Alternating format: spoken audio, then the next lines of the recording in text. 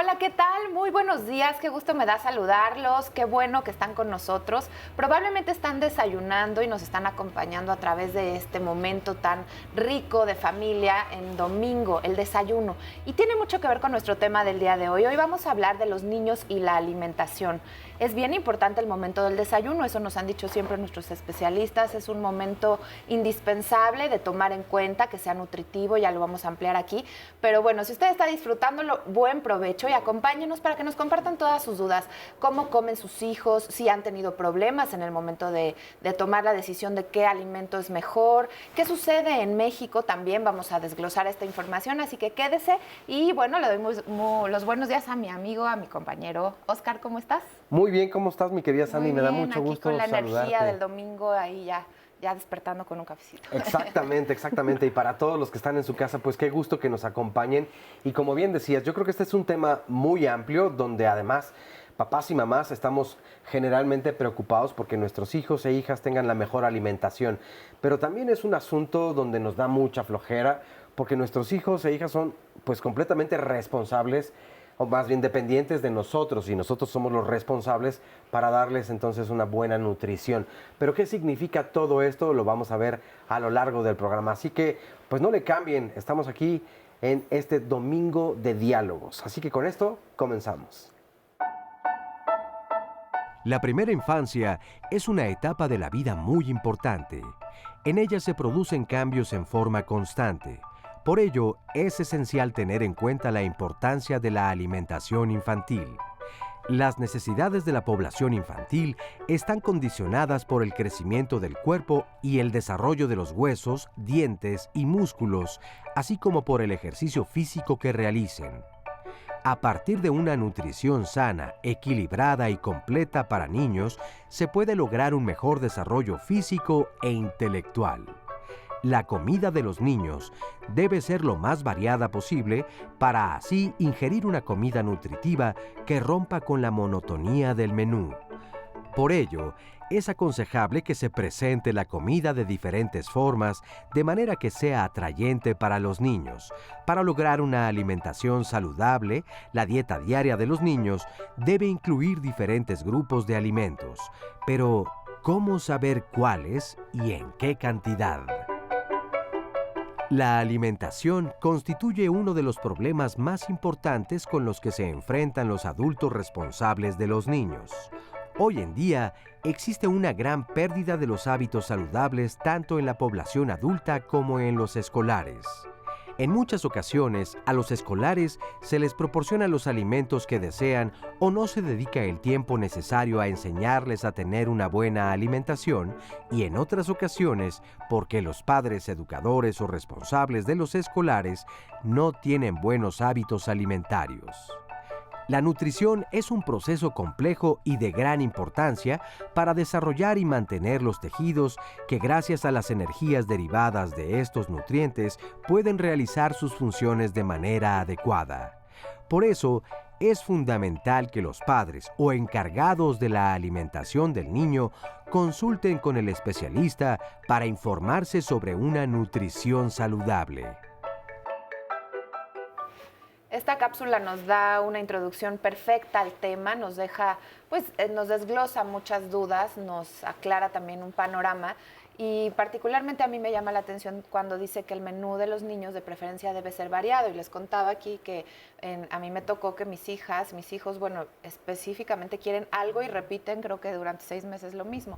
Pero bueno, vamos a ver por qué tiene que ser o no este tema de la variedad importante. Les presento a nuestros invitados especialistas del día de hoy, doctor Santiago García Cárdenas, gastroenterólogo, pediatra y endoscopista pediatra del Hospital Infantil de México Federico Gómez de la Secretaría de Salud. Bienvenido, doctor. Gracias. Muchas gracias buen por día. estar Buenos aquí. días. Buenos días. Y también nos acompaña la licenciada Nayeli López Contreras. Ella es maestra en Ciencias de la Salud, especialista en nutrición clínica pediátrica del Hospital Infantil de México Federico Gómez de la Secretaría de Salud también. Bienvenida, Nayeli. Muchas gracias, buen día. Al contrario, muchas gracias. Oigan, ¿cuál es el panorama de México? Escuchábamos ya varios datos importantes en la introducción, pero no eran tan específicos de México. ¿Cómo está en México la nutrición de nuestros niños? Ok. Desafortunadamente, México también sigue siendo presa de la gran epidemia que hay a nivel mundial en cuanto al sobrepeso y la obesidad, y sobre todo en nuestra población infantil. Los datos que tenemos no es muy halagador, ¿de acuerdo? Estamos hablando en términos un poquito más generales, que 2/3 de nuestra población infantil tienen sobrepeso u obesidad como tal, ¿de acuerdo? Entonces, ese es un problema, porque al cabo de los años estos chicos o estos niños se van a convertir en adultos, y las enfermedades crónico-degenerativas van a ser el número 1 de los problemas de la salud social en este país, desgraciadamente. Sí, la verdad es que son cifras pues impactantes, pero además yo creo que lo tenemos que tomar con esta responsabilidad de todo lo que implica. Así es. Está pronosticado que para los próximos 15, 20 años, pues la situación va a ser muy grave. Y no solamente, obvio, en los niños y las niñas, porque mientras esto no cambie, continuaremos teniendo las mismas realidades. Estos niños y niñas serán ya jóvenes o adultos jóvenes, que tendrán entonces problemas a mucho más temprana edad de lo que se está presentando ahora, que también hay que decir que en la población adulta el problema de la alimentación es igual de un mal pronóstico y una buena situación. Pero van de la mano entonces alimentación, desarrollo y crecimiento en los niños y las niñas. Sí, por supuesto. El crecimiento y el desarrollo van a depender en gran medida de lo que es la nutrición. Evidentemente hay otros factores ambientales y genéticos, pero en mayor proporción sí afecta la alimentación y la nutrición. Porque evidentemente la alimentación puede ser una alimentación que no es adecuada, y entonces la nutrición no será adecuada. Pero si la alimentación es adecuada, vamos a tener un estado nutricio adecuado. Fíjate que yo, escuchando alguna vez un programa, recuerdo que decían que por alguna razón, si tú naces geográficamente en alguna parte del mundo donde se dan pues ciertos vegetales o la alimentación va cambiando de acuerdo a la zona, pues entonces tendrías que respetar eso, tomando en cuenta varios asuntos, incluso el ecológico, donde dicen, pues entonces no tendrías que importar nada y consumir lo de la zona. Lo local. Lo local, ¿ayudaría eso? O sea, es decir, nuestro país es muy rico, pero depende también geográficamente de dónde te encuentres localizado. Ahorita lo respondemos porque también ahora con toda la globalización pues puedes comer, como decíamos, ahorita podemos salir y comer algo argentino, cualquier producto lo puedes encontrar en cualquier lugar del mundo, digo específicamente hablando de ciudades, ¿no? Las grandes ciudades, pero bueno, para que lo ampliemos regresando de este corte.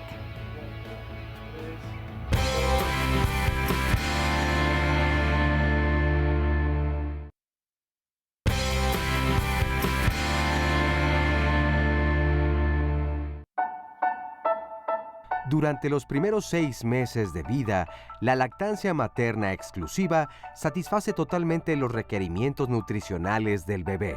Ofrecerle otros alimentos a esta edad puede tener riesgos que afecten su crecimiento y su salud. El calostro contiene nutrientes y factores de defensa que fortalecen el sistema inmunológico del bebé. En términos coloquiales, es como una vacuna. Es de color amarillo porque es rico en vitaminas, principalmente beta-carotenos. También contiene proteínas que son importantes porque en los primeros 1000 días de vida, un bebé necesita un aporte adecuado de proteínas para su desarrollo, pues contribuyen a la construcción del cuerpo, incluidos el cerebro y los músculos. La mejor forma de cubrir estas necesidades es a través de la lactancia. La composición química de la leche materna va variando con el paso de los días en función de las necesidades del bebé. Este periodo, esta etapa en la vida de las niñas y los niños es vital, de verdad.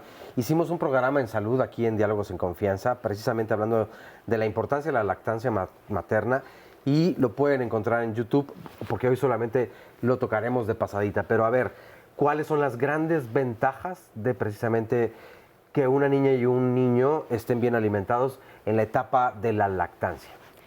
Bueno, la lactancia materna es el alimento ideal para todos los bebés.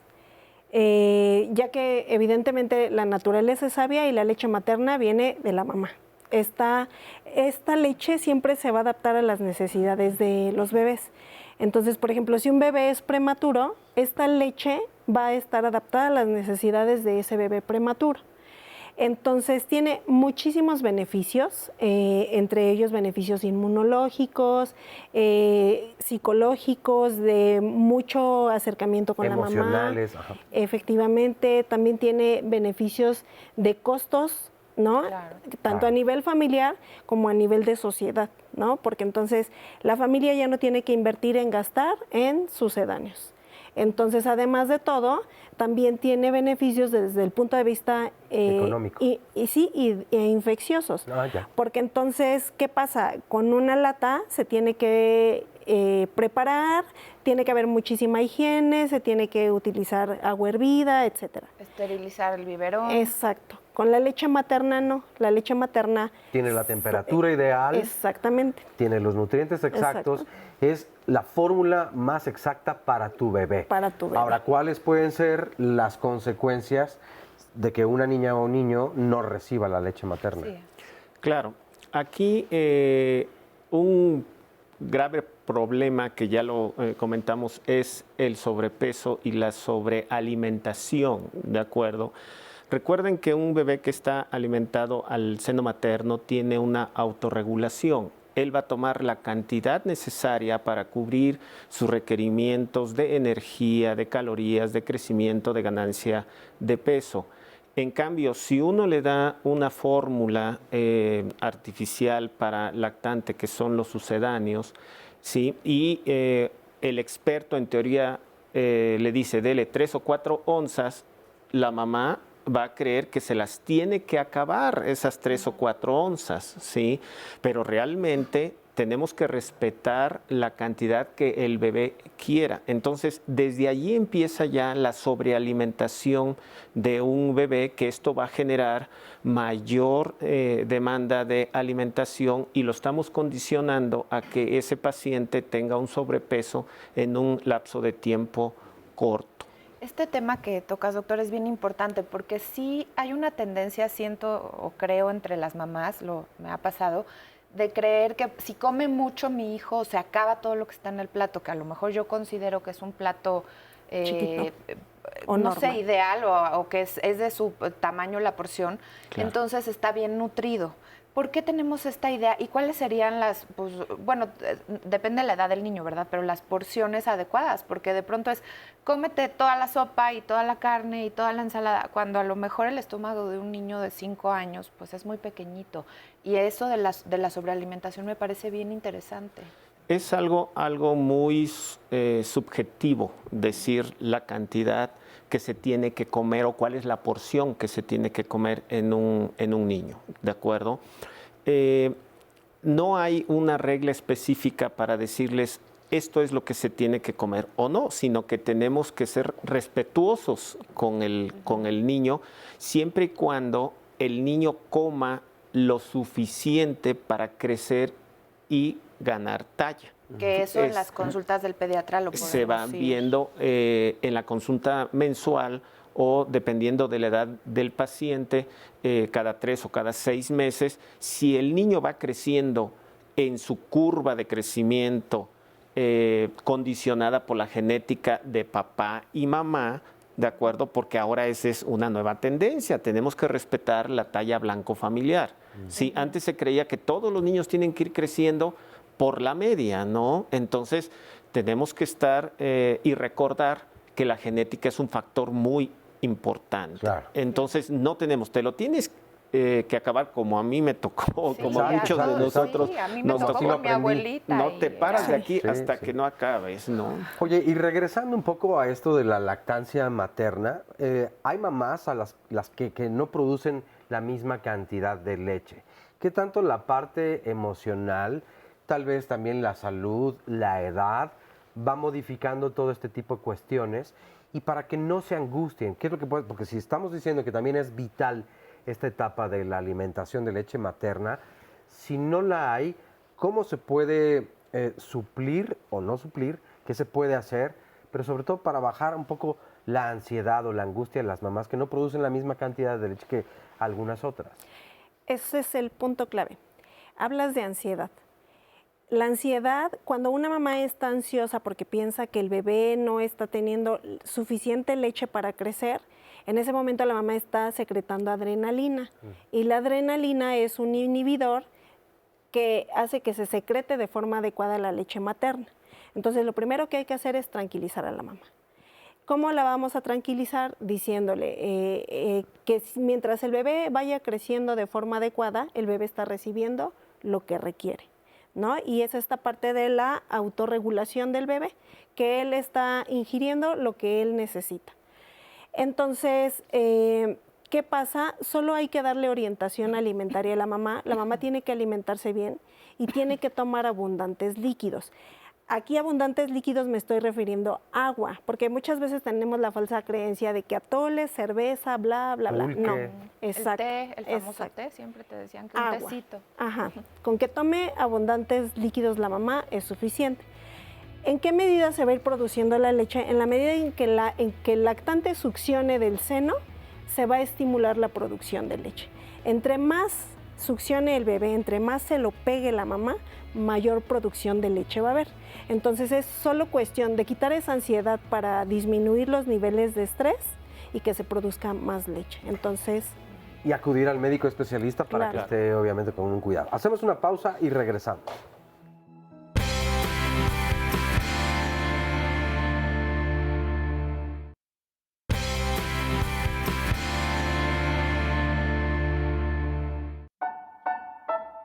Durante los primeros meses de edad, el aparato gastrointestinal del bebé se encuentra inmaduro, por lo que su organismo solo puede aprovechar los nutrientes que contiene la leche materna. A partir del cuarto mes de vida, empezará a producir sustancias llamadas enzimas que ayudarán a aprovechar los nutrimentos de otros alimentos. En el sexto mes de vida debe iniciarse la ablactación, es decir, la administración de alimentos diferentes a la leche que se incluyen en la dieta del bebé cuando sus necesidades nutricionales son mayores a las que pueden cubrir la leche materna o la fórmula. En esta etapa, el bebé necesita grandes cantidades de energía y nutrimentos para sustentar su acelerado desarrollo.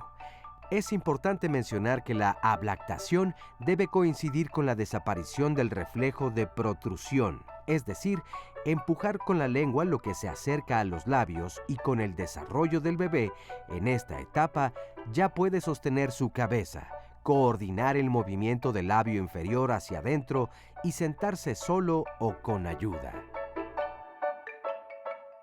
Pues así nos vamos a ir continuando con cada etapa. Ya hablábamos de los bebés, de la importancia de la lactancia, y ahorita estamos hablando ya o escuchábamos en la introducción, en esta cápsula, la ablactación, este proceso en donde los bebés ya empiezan a comer alimentos distintos al de la leche.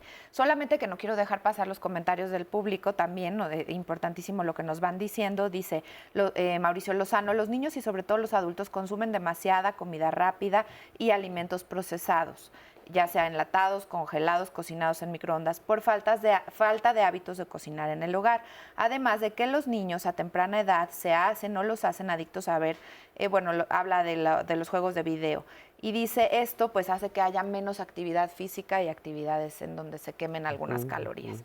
Que tiene mucho que ver también, aunque no necesariamente es el proceso de los bebés y de la lactación, pero sí es cómo vamos introduciendo estos alimentos y cómo vamos fomentando hábitos en los chiquitos, pues desde que están verdaderamente muy, muy pequeñitos. Hay bebés a los que ya les ponen la tablet, en lugar de que muevan sus bracitos, sus piernas o intenten gatear, ya están amarraditos a la sillita, ¿no? Sí, sí. Bueno, pero para entrar específicamente en el tema de la ablactación, ¿a partir de qué mes y cómo se va dando este proceso? Y si hay algunos alimentos que deberían de ser con los que debemos de comenzar, o preferentemente hacerlo así.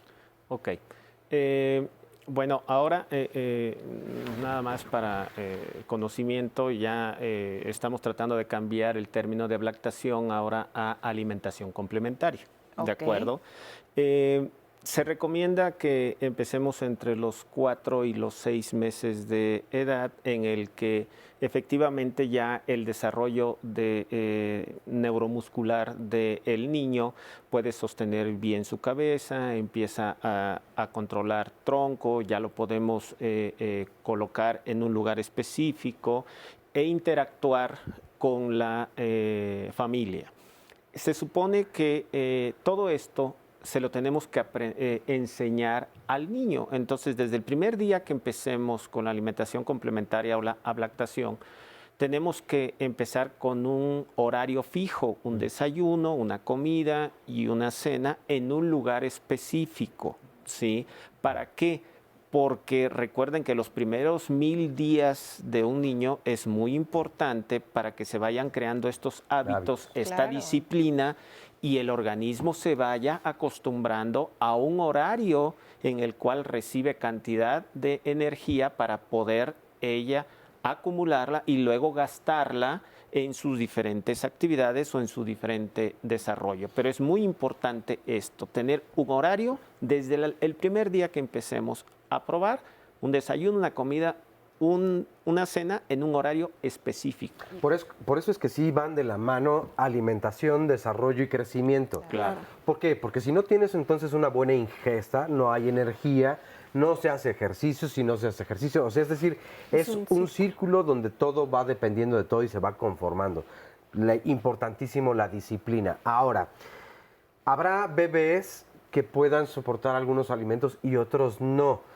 Evidentemente, ante el cuidado pediátrico y la observación nos vamos dando cuenta de algunas cosas. Pero hay bebés que resultan alérgicos a cierto tipo de alimentos. O hay en torno a todo esto también mitos que dicen, uy, es que si le das huevo a temprana edad, o fresa, por ejemplo, o chocolate, entonces vas a lograr que se vuelva alérgico o alérgica rápidamente a muchas cosas. ¿Esto es cierto o qué tanto es mito?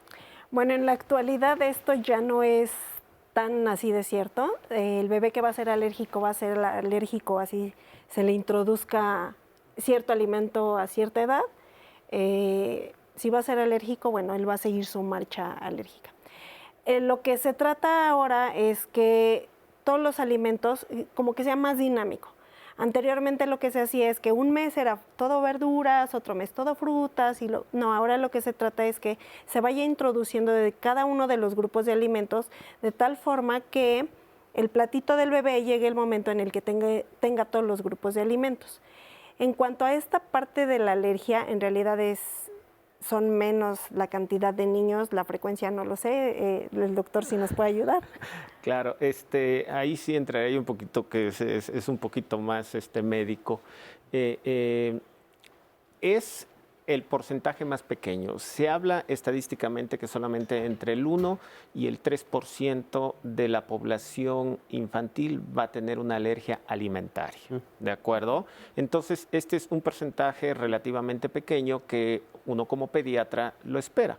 Claro, ya como subespecialista esto está sesgado, ¿no? Porque la mayoría de los pacientes que acuden a una consulta es la gran mayoría, ¿no? Entonces, no tenemos que estar con el miedo de que mi hijo se va a convertir o es alérgico, ya, ¿no? Eso lo va a ir manifestando el paciente, y recuerden que la alergia es algo genético, algo que se hereda. Entonces, como dijo Nayeli, desde que se nace se va a ser alérgico, y que solamente con la introducción de las diferentes proteínas con la alimentación va a ir desarrollando los síntomas. Pero ¿por qué entonces escuchamos cada vez más frecuentemente entre amigas, en los mismos consultorios, quienes vivimos cerca de médicos y pediatras, escuchamos con mucha más frecuencia que el 1% yo oigo que tienen sus hijos alergia, o nos estamos confundiendo con alguna intolerancia? ¿Cuál sería entonces la diferencia y por qué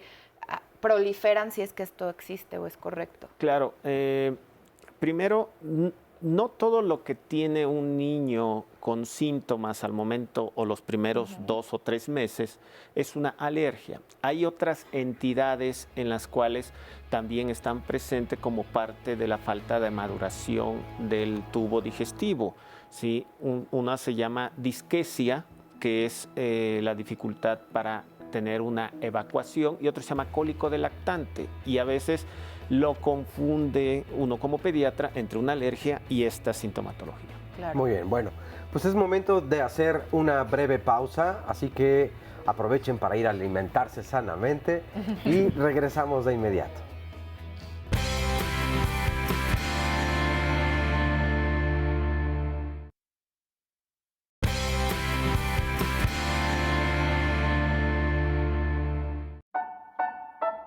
Los niños en la edad preescolar presentan gran crecimiento y desarrollo corporal. Además, se favorece y estimula su concentración y capacidad de aprendizaje. Y es en esta etapa donde comienzan a aprender hábitos alimenticios que estarán presentes el resto de su vida. En la etapa preescolar se deben incorporar nuevos alimentos a la dieta del niño, lo que implica conocer nuevos sabores, texturas, colores. La dieta debe ser variada, suficiente y adecuada en lo posible, con 4 o 5 comidas al día. Con mayor importancia del desayuno, debe incluir todos los grupos de alimentos: fruta, verdura, cereales integrales, carnes rojas y blancas, evitar el exceso de azúcar, sal y grasas, beber agua y consumir variedad de panes, harinas, féculas y granos. Cada nuevo alimento que se incorpore a la dieta debe darse gradualmente, prefiriendo los alimentos solos a los combinados, porque así los reconocerán fácilmente. Es importante enfatizar los horarios y el tiempo para comer, además de ser un buen espacio para compartir en familia. La etapa preescolar, qué miedo para algunas personas, porque si yo me confesara aquí un poco, fui una pesadilla para mis papás, principalmente para mi mamá. Yo no comía nada, era el típico niño llamado remilgoso.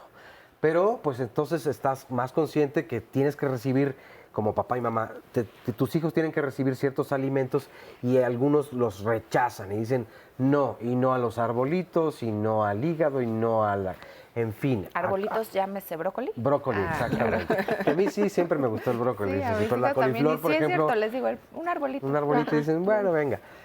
Pero, ¿por qué es importante esta etapa? ¿Y cómo va cambiando? Ya pasamos por la leche materna, ya pasamos por las papillas y ahora sí vienen más sólidos. ¿Y en qué cantidades? Como bien decía también Sandy hace rato. Y una pregunta muy importante que se hace en el comentario al calce, en el corte o la pausa, es que algunas familias tienen una cultura distinta y por lo tanto en la alimentación también es otra forma de verlo. Puede ser desde ser vegetarianos, ovo-vegetarianos, ovo-lacto-vegetarianos, hasta llegar a ser veganos. ¿Existen consecuencias de que niñas o niños no consuman la proteína animal? Bueno, primero, empezando por la etapa preescolar, ¿no? Lo que decías, ser un niño quisquilloso. Muchas veces, ¿qué es lo que pasa? Que en la etapa preescolar el crecimiento se desacelera.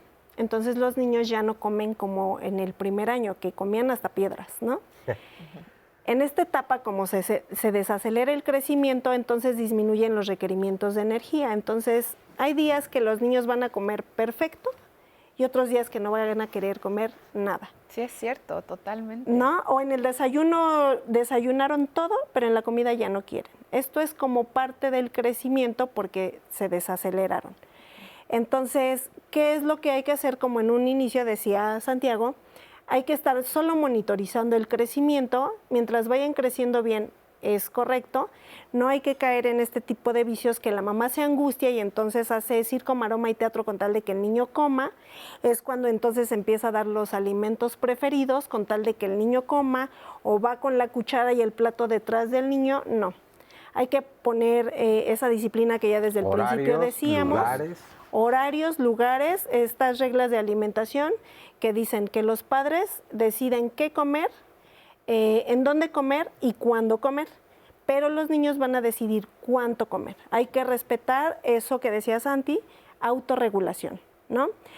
Entonces, solo monitorizar el crecimiento. Algo que es súper importante es que los niños van a comer de acuerdo al ejemplo de los padres, ¿no?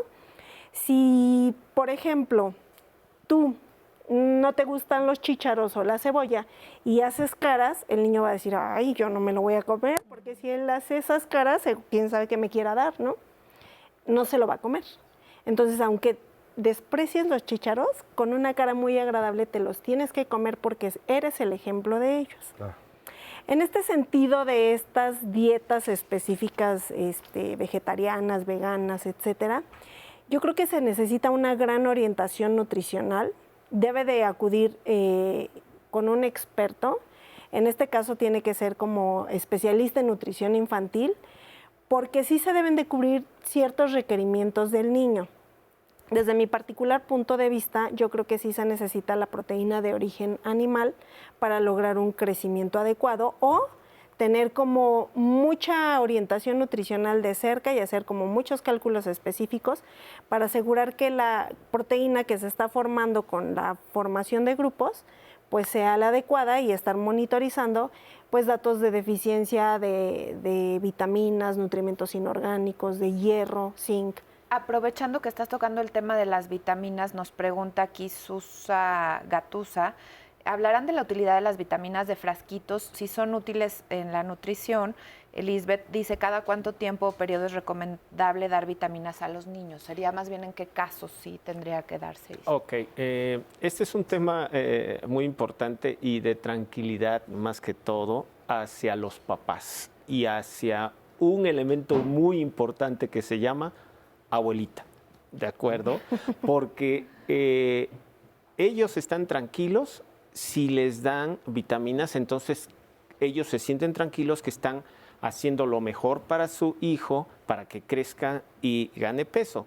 Realmente un niño bien alimentado, con una buena orientación, no se requiere complementar con vitaminas, ¿de acuerdo? Y a veces ahí sí los pediatras cometemos un poquito de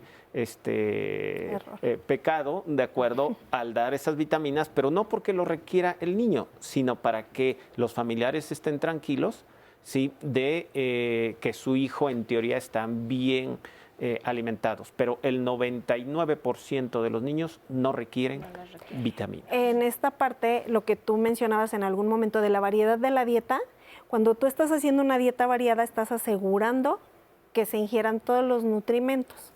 Tal vez en la mañana no desayunaste una fuente rica de vitamina C porque los alimentos no incluyeron vitamina C, pero en la tarde les agregaste como fruta una naranja, entonces y tal vez mandarina, no sé, y entonces ahí ya estás haciendo que coma de todos los nutrimentos a través de los alimentos. A lo largo del día, claro. Exacto. Oye, y hay otro punto que también es interesante y son los comedores escolares. Entonces, pues también aquí va a depender de quién esté al cargo precisamente de este comedor. ¿Qué tantos errores o qué tantos aciertos se pueden tener dependiendo de dónde vaya tu hijo o tu hija? Yo creo que aquí depende, en teoría, por ejemplo, los comedores de la Secretaría de Educación Pública ya tienen como menús establecidos, regulados, ¿no? Entonces tienen una supervisión nutriológica y en teoría deben de estar como adecuados. Balanceados. Y si no, bueno, también ahí los papás podríamos ir a observar o estar Exacto. al pendiente ya una vez que vieron este programa, que ya estamos Sí. mejor informados, porque hay muchas veces que nos toca a las mamás llevar el lunch para todo el grupo, para todo el salón. Así. Hoy tenemos que ir a una pausa. Vámonos.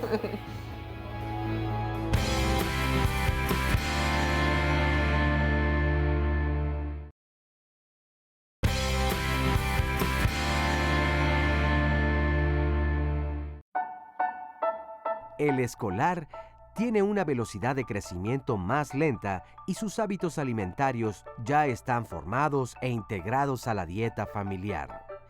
Dentro de los errores más comunes que ocurren en esta etapa se encuentran desayunos escasos, de baja calidad o ausencia de este tiempo de comida. Se ha comprobado una menor capacidad de atención y de aprendizaje en escolares que no desayunan. Asimismo, se sabe que los almuerzos son insuficientes o mal seleccionados, sobre todo cuando la elección de los alimentos queda a criterio del niño. Y por último, para las meriendas, el tipo de alimentos preferidos son productos de poca o nula calidad nutricional.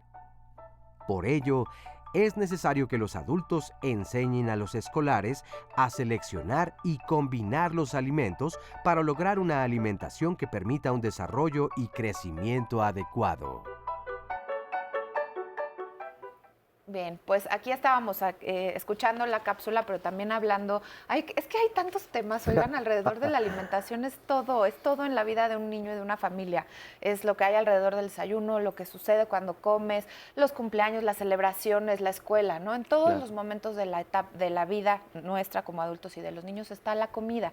¿Cómo podemos hacer un mejor o tener un mejor desempeño los papás en el momento de elegir los alimentos? ¿Cómo podemos mejorar la dieta, por ejemplo, escolar de nuestros niños en el momento que tienes mucha prisa y quieres mandar un lunch nutritivo, pero que tampoco sea aburrido y que verdaderamente se lo vayan a comer? No sé si les ha pasado, pero regresa la lonchera tal y como se fue porque le mandaste las zanahorias que no quiso, alguna fruta, la verdura, y regresa igual y dices, ¿qué comiste? Y seguramente se comió lo de la amiga. Bueno, yo había, de verdad lo confesé hace rato, regresaba a veces de la escuela y sin comer absolutamente nada. Regalaba mi lunch. Sí. Y pues cuánto daño te puede hacer. Pero esto que decías tú de la parte que sean alimentos más divertidos, sí hay una parte emocional que está íntimamente ligada con la alimentación. Mira, en esta parte del lunch lo que se recomienda es que sí, muchas veces tenemos mucho trabajo, incluso las mamás, porque en la actualidad ya las mamás trabajamos. Sí. Entonces lo que se recomienda es que si no tienes mucho tiempo en la mañana, que desde un día antes lo prepares. Sí, adelante es lo que se puede. Claro. Exactamente, pero que participe el niño contigo. A ver, vamos a ver qué hacemos de lunch para mañana. Entonces ya involucras al niño en la elaboración del lunch de tal manera que sean alimentos nutritivos, porque tiene tu asesoría, pero que a él también le gusten. Ahora, también tiene mucho que ver con el tamaño de las porciones que les mandamos. Aquí yo les voy a platicar lo que a mí me pasó. Yo le mandaba, por ejemplo, alguna vez sándwich a mi niña, ¿no? Entonces, regresaba el sándwich intacto. Entonces yo le decía, ¿qué pasó? ¿Por qué no te lo comiste? Sí, ¿o qué comiste, no? Sí, entonces, es que no me da tiempo de comérmelo en el recreo, mamá, porque está muy grande. Se agobiaba de verlo grande. Lo partí en 4 y entonces ya era más fácil para ella, no se agobiaba porque no veía la ración grande y comía aunque sea dos porciones, ¿no? Esa es una muy buena entonces idea. Es como parte de involucrarlos, de preguntarles.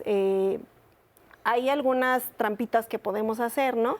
Por ejemplo, un lunch que a mí me parece nada desagradable es estas jicaletas que se hacen, ¿no? Con chilito y limoncito y les encantan. O hacerles ensaladitas que lleven verdura y lleven fruta. También les encantan. De verdad, algunas veces dicen cómo, pero de verdad a los niños les encantan. Entonces, como el guauzontle en salsa de chapulines. Así bien sencillito de preparar. Oigan, pero a ver, es importante que tenga de todos los grupos de alimentos porque los niños requieren mucha energía. Precisamente a veces prefieren jugar que comer. Entonces necesita ser también algo rápido, pero que les aporte suficiente energía. Y también yo al principio del programa hablaba de la importancia del desayuno. ¿Por qué es importante que un niño vaya bien comido o bien desayunado a la escuela? Claro, esto es muy importante porque, como es sabido, el desayuno es el alimento más importante del día. Porque recuerden que también nuestro organismo se puede programar metabólicamente. ¿Esto qué quiere decir? Si una persona o un niño se va sin desayunar y empieza sus actividades y tiene un periodo de ayuno prolongado, cuando el organismo recibe la alimentación en un horario fuera de lo que está acostumbrado, empieza a almacenar la mayor energía posible. Entonces, ahí es a donde empiezan los trastornos de la alimentación. En cambio, si un organismo se programa en el que cada 4 horas está teniendo algo de alimentación, entonces es un organismo que no tiene que acumular demasiadas calorías y tampoco lleva a un sobrepeso.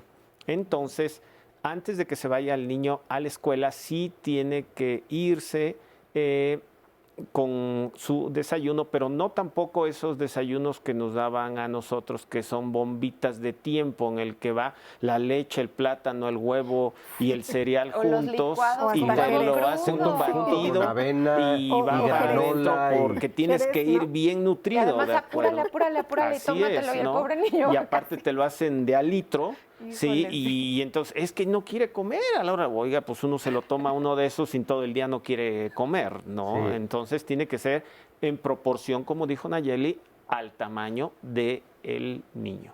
Yo tenía un compañero al que le decíamos la granola, precisamente. Oye, Perla Vargas Bencis nos dice, en la dieta de mis hijos desde muy pequeños he evitado dar alimentos procesados o envasados. Ellos aprendieron a comer todas las verduras y legumbres, no había tenido problemas. Todo lo que les proporcionaba se lo comían. Ahora tiene 6 años y han empezado a elegir qué sí y qué no comer. Buscan evitar acelgas, espinacas y brócoli. ¿Hay alguna manera, ay, qué ricas son las espinacas y el brócoli? ¿Hay alguna manera de volver a incentivar el consumo de esos alimentos? Me parece bien importante esta pregunta. Pero aunado a esto, empieza también la influencia comercial en nuestras hijas e hijos.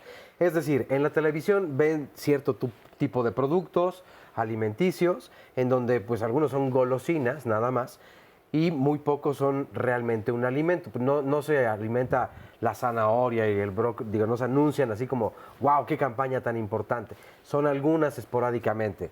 Pero ves a todos los restaurantes que van dirigiendo la publicidad a la mente de las niñas y los niños y caen en esto también. Entonces, ¿cómo poder mediar con estas cosas?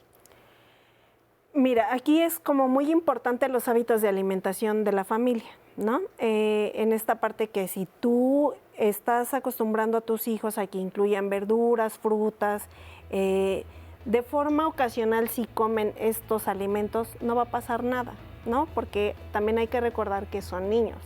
Sí, ¿no? y no hay que satanizarles y no hay tampoco que de pronto, satanizar. oye, una pizza o un Exacto, cumpleaños. ¿no?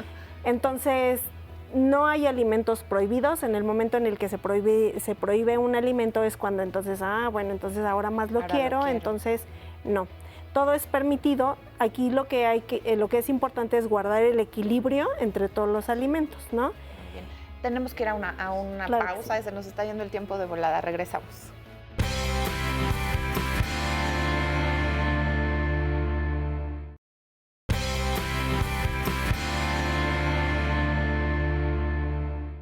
El plato del bien comer surge sustituyendo lo que era antes la pirámide de la alimentación. Entonces empezaron a hacer estudios para poder determinar cuál sería un buen sustituto y que fuera de una forma mucho más sencilla y mucho más fácil para la gente el entenderlo. De ahí surgió el plato del bien comer. El plato sustituye a un plato de comida de tu casa. Y se supone que este plato de comida de tu casa debes de dividirlo en 3 partes. La primer parte, que es la parte más importante, se le llama grupo de verduras y frutas. Este grupo de verduras y frutas, el plato del bien comer lo que sugiere es que se coma en abundantes cantidades.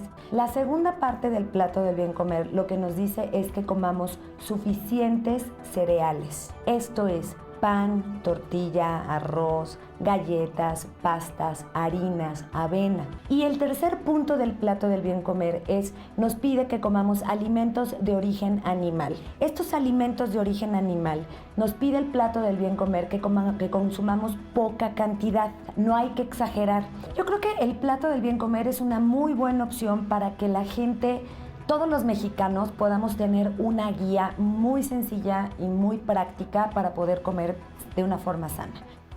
Y la verdad es que sí, es una muy buena idea. El plato del buen comer está recomendado y lo que nos muestra es precisamente lo que nos han dicho ustedes. Es una variedad de alimentos donde si ustedes ven en su dieta distintos colores, quiere decir que están aportando pues distintos grupos que hace que haya un equilibrio en la alimentación y está muy bien. Ahora, en cuanto a las cantidades, hay muchas preguntas en las redes sociales que justamente están diciendo eso, bueno, como desde 1 año, 2, independientemente, bueno, no independientemente, pero la edad es un punto a tomar en cuenta. Otra es la estatura, evidentemente, y tiene que ver con lo genético y la parte de la herencia. Otra con el peso, otra tal vez al sexo al que pertenezco. No es lo mismo la alimentación de una mujer o de una niña a un niño o un hombre. si ya se dio, como se dice, el estirón o en esa sanda, o comienza, sobre todo en los niños, como hasta un mal humor, porque mi mamá me da muy poquito y yo quiero o necesito mucho más. O la actividad física. O la hagan actividad también, si es física. un niño que juega O sea, fútbol todo el día. No es lo mismo, a eso voy, no es lo mismo la cantidad para una persona que para otra. No es un puñito de arroz para un niño tal vez de 16 años que juega básquetbol todo el día y requiere entonces como una ingesta mayor. No vamos a decir que se le alimentará como a Michael Phelps, pero sí tal vez se pueda dar como la oportunidad La de darle un diferencia, poco claro. más. ¿Cómo hacemos esta distinción? Mira, evidentemente, como decías, depende de todos los factores que ya mencionaron, pero algo que es súper importante y que venimos mencionando es esta parte de la autorregulación.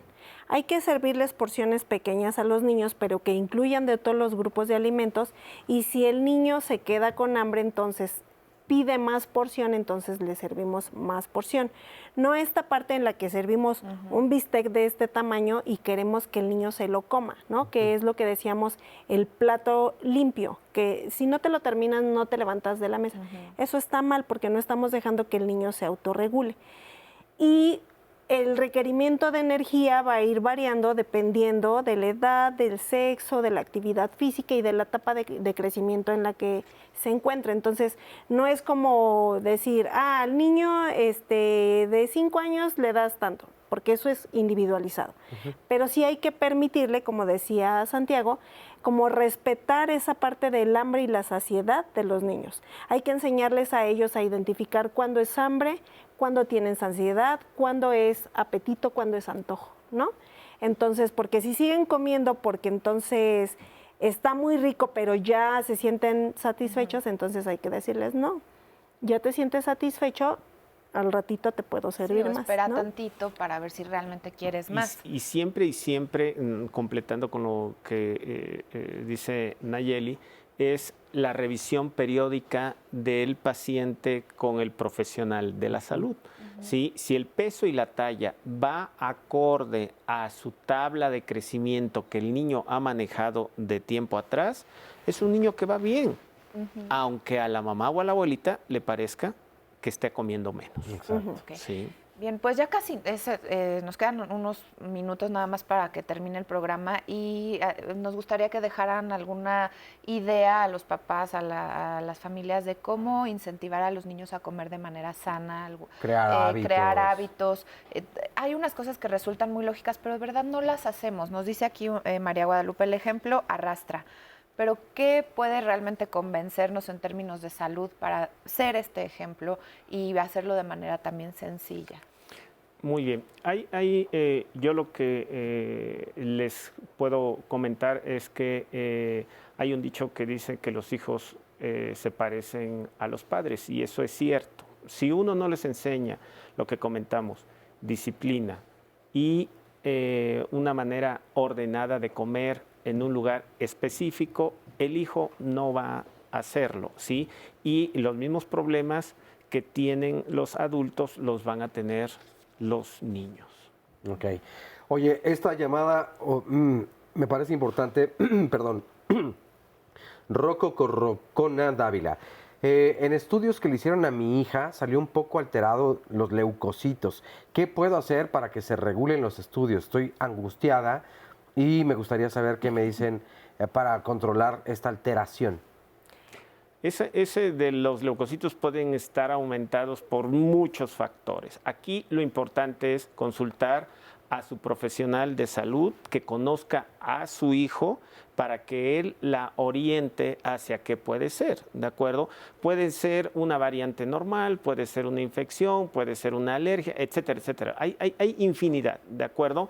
El simple hecho de que se eleven los leucocitos no nos indica nada. Okay. Ni tiene necesariamente que ver con algo de la nutrición. No. Otra pregunta es que en algunos productos viene las cantidades de lo que se aportan, las kilocalorías, en fin. Y viene recomendada una porción, pero todo esto también pues varía o dependerá del tamaño de nuestro peso, de nuestro sexo, de todas estas cosas, supongo. Sí, depende del requerimiento energético de cada persona. Aquí lo importante del etiquetado es saber leer las etiquetas. e identificar aquellos alimentos que son ricos en grasas y en azúcares, ¿no?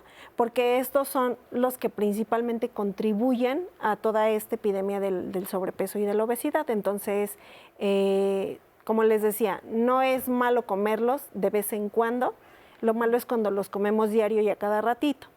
Pero sí hay que empezar a educarnos en esta parte de ver que si porque muchas veces no viene azúcar tal cual, viene como fructosa, como jarabe de alta fructosa, de otras formas, pero al final del día es azúcar.